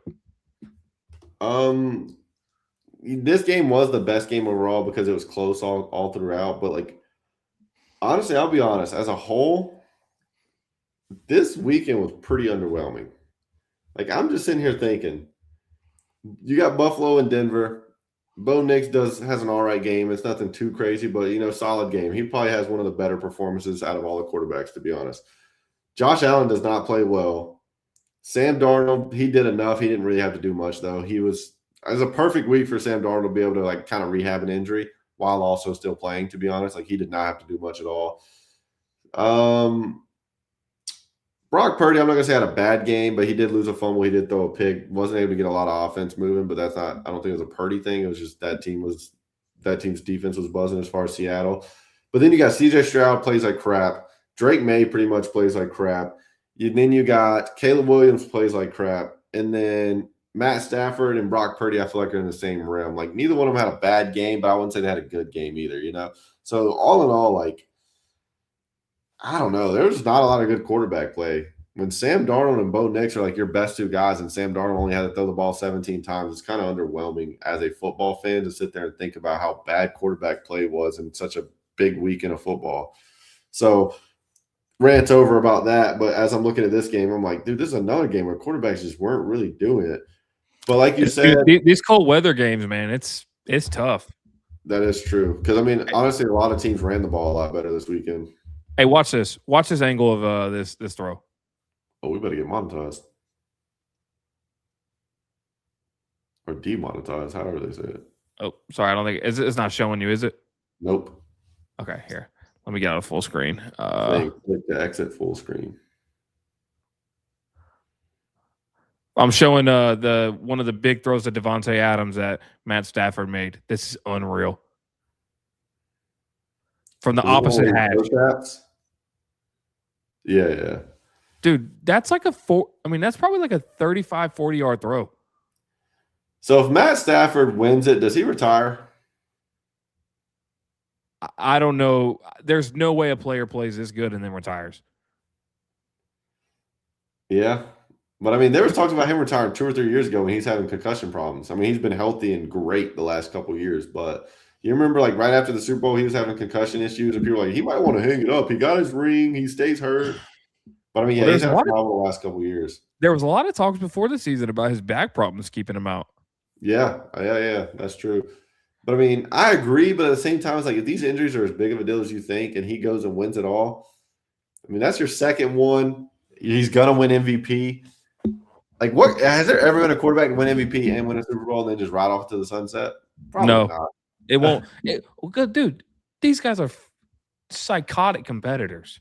They're not going to go out. These guys, they go out unless you're Andrew Luck. They go out until they can't do it anymore. Well, he couldn't do it anymore. His injuries, not talent-wise, he just couldn't stay healthy. Right, but he made more like a decision staying ahead of the game. Like, he wasn't forced to retire. He was like, no, I can't do this anymore. You know what I mean? Like, he didn't have like a career-ending injury. He was just like, I'm tired of getting hit and having, all in all, this game was the best game because it was so close. It ended up going to overtime because of the crazy Caleb Williams, where you're watching him run 15, 20 yards behind the line of scrimmage. He just turns around last second and just heaves it up. And I'm thinking the camera's about to cut to a jump ball, and then Cole Kmet's wide open in the end zone. And again, live, I thought the DB was like running towards the ball and just made a bad like angle. And I'm like, bro, what a shit play. But then, like you said, it does look like it might have been a little bit of offensive pass interference. Doesn't get called, however. But at the end of the day, we kept saying this one wasn't really a comeback, to be fair. Like, yeah, it was a crazy play to tie it up. But I mean, like I said, it was a close game all the time. But like you said, we've said you can't win football games like this. They get the lucky play, and then their luck kind of runs out in overtime. The Rams go down, kick the field goal, and win it. But this team right here, I think the Rams – I mean, obviously all teams left, but I just really think it's Rams and Seahawks. It's theirs to win. Like, you got to slay the juggernaut and then you go take care of business in the Super Bowl versus a very young – not really a very young, but Drake May is very young and still shows it. He's not taking care of the football like he should, things of that nature. They have one of the weaker schedules in the NFL, so that plays a part. History. Yeah, exactly. So I think that plays a part because you're kind of seeing it in these playoffs. Like you said, Drake May didn't play good in either week, really, and it's because they're playing better teams, I feel like, and you're scheming more around them. You have more film, things of that nature. So I really, like, at this point, I think winner of the Rams and Seahawks, it's their Super Bowl to win, I really think. Which is crazy because they're going to be playing in their division opponent's house, being San Fran, Levi Stadium, or whatever they call it now. I think one thing you got to be scared about with the Rams coming into this week is, Stafford didn't have, one of his prototypical games, throwing the ball, having a huge game, but they have the weapons they do in the receiving room, but they can freaking run the ball really well. Oh yeah, Kyron Jones. Don't sleep on Blake Corum either. Yeah, no, he had some really picked up some really big yards in that game. So I think two things is, clearly Caleb Williams has all the talent, and he's probably got more raw natural talent than anybody in the NFL. If Ben Johnson is able to really get that polished and figure that out, I mean, I think we're going to be talking about him in the next year or two as like a top 5 quarterback in the league. I 100% see that. Another thing, I don't know if it's Ben Johnson influencing Dan Campbell or vice versa. They got to chill out, those two, but we're talking about Ben Johnson here. I like that teams go for it on fourth down more, but he's cost himself a ton of points going forward on fourth down. He really has. Thing. I was going to say the irony of Dan Campbell and the Lions and then Ben Johnson and the Bears, both of these teams really all season long shot themselves in the foot going for it on fourth down. And in some of the bigger games of their seasons, they literally lost games because going for it on fourth down hurt them because, like you said, they're not taking the points when they should probably. Yeah, it's and I understand when it works, but when it doesn't work, you start scratching your head and think, damn, those 3 points or 6 points for the whole game, 9 points, whatever it ends up being when you're like not kicking all these field goals. You start to wonder how big of a difference it plays. Yeah. So they got to get something figured out with that. But I think clearly, and I've said it on one of the solo shows I did, at least as it stands, I was totally wrong about Ben Johnson. I don't even think that he's been a supreme play caller or anything crazy like that. He's just really got this team balled in. And that's just something I personally didn't see coming. Of course, it's year one. Who knows what'll go on to happen? But as it sits, man, I'm dead wrong on that. I will cop to that one. So, yeah. Well, you got anything to add on this game before we go ahead and get into these predictions? I do not, sir. Well, Logan, we got 3 more games to predict this year, and we're about to do 2 of them right now. So I said it all last week at work. I was telling the guys, I'm like, guys, enjoy this weekend of football because there's only three games left after this one. It was kind of depressing. I mean, you got the games this weekend. You got the Natty last night, which we'll talk about, during the college show. But then it's like, dang, you really got championship round and then the Super Bowl, man, and we're right back to sad times. Hoping baseball will, get us through it or something. Basketball. Speaking of, shout out Andrew Jones making the Hall of Fame finally. And Carlos Beltran getting in there, someone else who definitely should have been in. But neither here nor there. So first game, we're kicking off 3 p.m. with the New England, and this is Eastern time, 3 p.m. Eastern time, New England Patriots at Denver. Right now, New England, it seems kind of generous. New England's a 5.5-point favorite right now. I think if Bo Nix, actually it's not surprising because I know obviously Bo Nix isn't playing. Yeah. But, okay, so a couple things I want to ask you about this game real quick when we just look at these two. So the last time, what's his name? Jared Stidham was at the Raiders before he came to Denver. And he had some games where you're like, hold on, this guy could really be something. Now, they lost both games, obviously. He played with the Raiders, so who wouldn't? But, hey, listen to this. 23 against San Fran. I believe it was. Is that right? Make sure that's right. Yeah, so against San Fran, plays in week 16, goes 23 of 34, 365 passing yards, 3 tuds in an overtime game. Next week, gets blown out, but goes 22 of 36, 219 yards. So he's proven to be pretty serviceable. And Sean Payton really likes him. Sean Payton signed him to be a backup. I think he's been in Denver for 3 years now. And he was competing with Bo Nix last year. Bo Nix ultimately wins the job. So it's not like they're putting in some green, some guy who's just going to be green, wide-eyed, like, what am I doing in this situation? I'm not saying you're putting in somebody who is super revered, but, you're not putting in somebody who's learning how to play. This is a guy who's been in the league for, 5-6 years now. I don't know if he's going to be enough to replace Bo Nix, but my other question here is, oh, check this out. Oh, breaking news drop on the Fans Union. Former Dolphins head coach Mike McDaniel is expected to become the Chargers offensive coordinator.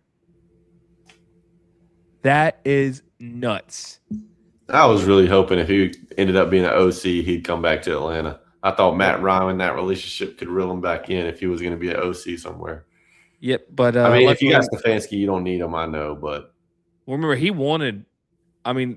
These guys passed up Tua to get Justin Herbert, and got Tua, so he finally gets his chance to see what it would have been like in Miami. So we'll talk more about that. That's a huge pickup. Yeah, that's. Oof. Yeah, we're gonna have to dive more into that, but I want to show you a tweet, Logan. Another one. We're using a lot of Twitter, X, whatever you want to call it today. But I thought this one would be a little important. And for the viewers or the listeners on audio, I'm just going to read this out loud before we guess who it is. Here we go. All right. Note for the Broncos and their fans. I know it's been an emotional 24 hours. I feel for Bo and the team, and I'm sending prayers for a strong recovery. A positive note going into the game versus the Patriots is that they struggle against backup quarterbacks in championship type games. That is from one Nick Foles. Hey, look at the comment of him hoisting that trophy. Go ahead and read what that says. The name is Big Blank Nick for a reason. We all know what the blank is. Too grown to be throwing in blanks, Joey. Hey, I'm kids friendly. That makes one of us. But yes, so I thought that was really cool to see. I don't know. Yeah. I mean, obviously he's got to go play, but man, what a flex to have for the rest of your life. Yeah, I was a backup quarterback and beat Tom Brady and the Patriots in the Super Bowl. So yeah, what a run that was. But to you, I show everything I just said the past 5 minutes to say, what is realistically the drop off between Jarrett Stidham and Bo Nix? He's not replacing Joe Burrow. He's not replacing Lamar Jackson.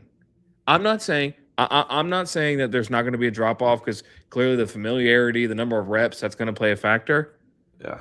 But it's not like he's replacing. I mean, Bo Nix, did he throw over 250 yards this past game? It's not like he's been playing out of his mind and that's what getting him in there. If anything, they kind of won despite him. I mean, he had the big throw at the end. But at one point in the fourth quarter, they had 50 yards for the half. The Broncos, that is. So he wasn't playing super well. So I'm not saying there's not a drop off because just there's going to be. But I don't know if it's necessarily hit the panic button early freak out, in my opinion. If you had to say what a good average passing yards per game, what's a good average you would say for a quarterback? Today's NFL, I assume, obviously. Yeah, like right now. If a quarterback throws for X amount of passing yards a game, are you like, all right, yeah, that's solid? 250. I think 250 is way more than solid. I think, dude, I remember, and of course it's a different game, but dude, 300 used to be what freaking 220 is now. If you throw 300 now, you're having a massive game. I'm about to look, actually. I say all that to say, Bo Nix is just shy of 4,000 yards on the year. He had, 25 tuds, 11 picks. I mean, I kind of think you're slighting Bo Nix right here. I'm going to be honest. And this is nothing against Stidham. But I don't think Bo Nix is a bad quarterback. And I'm not saying that's what you're saying. Yeah, I don't think he's bad. But I definitely think you're sliding him in this moment. And I think you're going to hear from your pops on that one. He's gonna be glad that I'm up in the backup. That's what he's gonna be glad to hear. Let's see. I'm trying to find this stat real quick.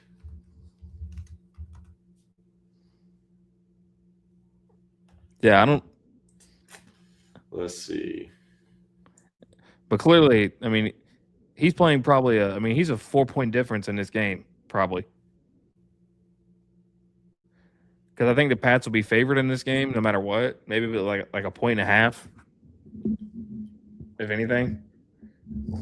If you had to guess where Bo Nix was in yards for the season, what would you say? His number or average? Passing yards for this season. Per game or total yards? I just want to make sure. Just total yards. I mean, you said just shy of 4,000, so I mean, 3,850. No. I'm saying like in his rankings. Oh. Like, do you think he's the 20th best quarterback as far as passing yards this season? Like, obviously, I'm throwing a random number because you're. I'd say between 8 to 10. He's 8. That's what I'm saying. So, like, I don't know if Stidham's going to be. I think it's a step back. That's what I'm getting at here, personally. I'm not saying it's not a step back, but Bo Nix got wheels, bro. Bo Nix he keeps you on with his legs too. Yeah, and they're going to need that considering J.K. Dobbins is out. Right. Maybe my prior Broncos fandom is trying to make me too optimistic for this, but it's not like a. I mean, I still think they got a shot. Don't get me wrong. it's not like going from, and I'm not saying this backup isn't better than Stidham, but it's not like going from Gardner or from Mahomes to Gardner Minshew. It's not that kind of drop off, but it's because I'm also saying Mahomes is that good. Yeah. I say don't slight Minshew either. No. I said before that, I said I'm not saying Stidham isn't better than Minshew because Minshew Hey, is. Stidham ain't never been an All-Pro. My boy Gardner Minshew mania. But I'm talking. I literally said. I know. I'm just comparing the drop off there because Mahomes is so good. I know. Well, let me go ahead and get to the prediction though. I say all that to say, I mean, Drake May has played some really poor quarterback the past 2 weeks. Won both games because their defense made the other team look way worse than he could possibly imagine. And another Drake May, doesn't really have wheels, I'd say, but he makes a lot of plays with his feet. I would say he's got wheels. He would, especially that game against the Chargers, he had like almost 70 yards, if not more. So I really don't want to think so, but I mean, would there be a better story for the NFL? I'm not saying the NFL's rigging this. I'm just saying in general, than for the Patriots to be back in the Super Bowl with a rising star quarterback against another, either rising star quarterback or because I don't know if you consider Sam Darnold a star quarterback or not versus Matt Stafford, who's probably, wouldn't it be MVP candidate 1 versus MVP candidate 2? That would be the story to me. But ultimately, I think Denver doesn't run the ball well enough. I think that they've got, with Trayvon Henderson and Ramondre Stevenson on the Patriots, they can find a way to run the ball. There's going to be 2 really good defenses. But New England is just, it feels like it's one of the 2 things. It's going to be like, they should not be this good yet, right? They just should not. 1 year removed from being 4-13, they're in the AFC Championship. They should not be that good. They're a little ahead of schedule, but ahead of schedule teams going to the Super Bowl, it happens. It's happened before. Really happened with the Patriots in the 90s as well when they lost to the Packers in 95 or 96, I want to say. And so I'm going to take New England, unfortunately, to beat Denver. Do not hope it happens at all, but I think New England's going to go to the Super Bowl. Those schedule merchants. I agree as well. I got New England in this one, and I think Drake May's due for a good playoff game. I really do. And fun fact here, the Patriots are 8-0 on the road this year. I think it's going to – or that was in the regular season. So I don't know if – this is their first away game. So, yeah, they're 8-0 on the season. They're second seed, so they've had home field all the way to this point. Right. Yeah, so I think they're going to keep their perfect record on the road. I really do. I think with the Stidham thing, that just really does it in, honestly. I don't think Stidham's just going to go out there and lay a dud. I think it will probably be a good game. I just don't see a game, though, where Drake May goes out and fumbles it 4 times and throws a pick again. I just don't see that happening. I think he's going to get it together here. I think the Patriots' defense are good enough to keep a guy like Stidham. Not Stidham. It's nothing against Stidham. I just think the Patriots' defense are good enough. They have a good enough coach in Mike Vrabel, who's a defensive-minded. They're good enough to keep a backup quarterback from coming out and beating them in the most important game of the season. It's one thing if he were going if it was like a Brock Purdy to like a Mac Jones who played excellent this year. Mac Jones had a hell of a year. If you're taking that kind of step back, that's one thing. But Bo Nix to Jared Stidham is not a crazy fall off, but it's a fall off. Bo Nix, pretty solid. So okay, we're both taking the Patriots in that one. Then a 6:30 NFC Championship. The third time these two teams. Say what? Game of the year. Go ahead and circle it. Honestly, I think their Thursday night game in their second meeting of the year probably was game of the year until that Pittsburgh Ravens game and to finish the season. But both played, both won by, each team has won, and the Rams won by 2, and then the Seahawks won by 1. So, these are a combined 3-point differential with these teams. And again, I think these have probably been the 2 best teams in the league. I know the Rams kind of had some bad luck down the stretch with their lineup, but these guys have played each other tough. it kind of felt to me like this is what this game was going to come down to these two. I felt like that the entire way. If the Eagles weren't able to, I thought it was going to be Eagles and Rams or whatever it added up, but I thought it was going to have to go through Philly or LA. Obviously, ended up not doing that. And I think I'm going to take the Rams. The Rams have had a tough road, win two really close games where you take the lead. I mean, one, you go into overtime. The one before, you win in the last 2 minutes of the game and I think that momentum really takes you somewhere. I mean, for knock on wood, remain relatively healthy. They've got Adams, they've got Nakua, they've got, Stafford's healthy, obviously. They got guys healthy on defense. And these guys, to me, I think this is the most complete team remaining, especially when you look at the weapons that they have, how good their quarterback's playing, how good they can run the ball, the guys that they got on defense. I think this is the most complete team. I feel like this is a team maybe like second and third week I thought was definitely going to go to the Super Bowl, and I think they're going to. I think Sam Darnold, this is time. Last week, I don't know what you want to call it, but ever since that what game was it? That Vikings playoff game last year where he absolutely fell apart. Darnold's been waiting for that redemption. Last week didn't really have to do much, and they end up running away with the wind. But I think this is the meltdown point 2.0 coming down right here. Seattle's a 2.5-point favorite.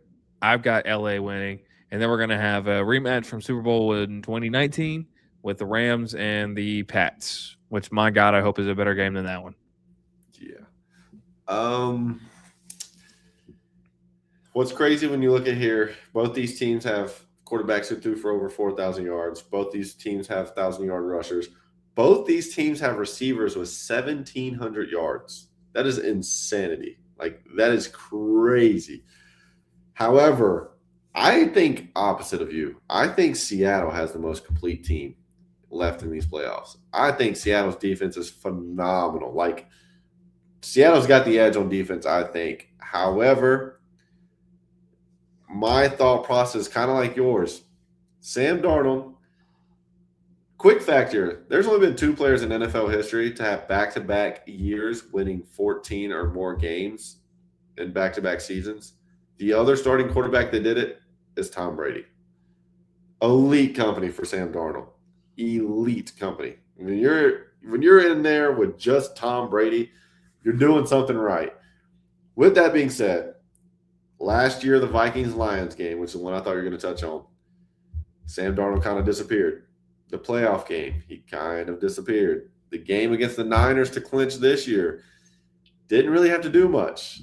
Last week in the playoffs, did not have to do much. So, I mean, these big games this year so far, he hasn't really had to do much.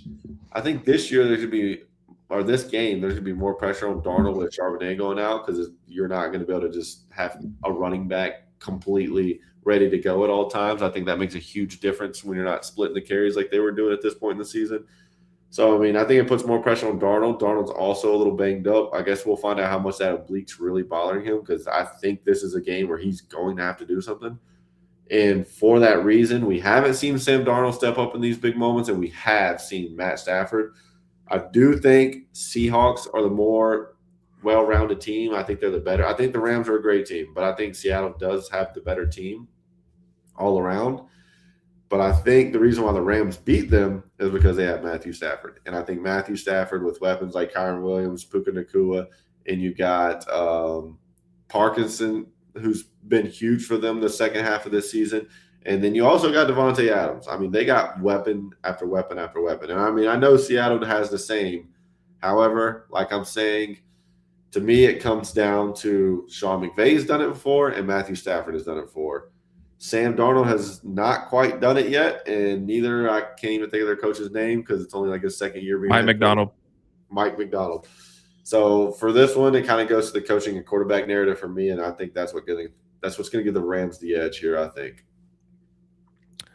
Yeah, I think we're going to have a Super Bowl rematch from that 2018 year. That Super Bowl was in Atlanta as well, funny enough. Oh, yeah. Wasn't that like 13-3 or something? Yeah, it was ugly. It was so bad. Wasn't a good one. But Well, yeah, that's it. So, Logan, you got anything else to add before we head out? I do not. Enjoy 2 of the last 3 games of the year, boys. It's getting sacred. It's sad times if you're a football fan. Yeah, but good time if you're an acquaintance of a girlfriend, significant other, wife of football fans. For most people, because they don't have to watch any more football. Oh, I got you. Yeah. I was saying there's a lot going on, a lot of moving pieces I couldn't put together quick enough. I zagged on you too hard? Yeah, I didn't zig. Fair enough. Well, I think I zigged and you zagged. Guys, a lot to talk about in this one, and who knows, we could have a whole lot more to talk about next week, but appreciate everybody tuning in. Like I said, we'll be back with a college episode this week, wrapping up the season, and soon we'll have a big get ready for our Super Bowl. Maybe we'll do something special for a Super Bowl episode, especially with the magnitude of that game. But either way, appreciate everybody tuning in. We will see you later this week, and then more on next week. So take it easy, guys. Peace. Peace.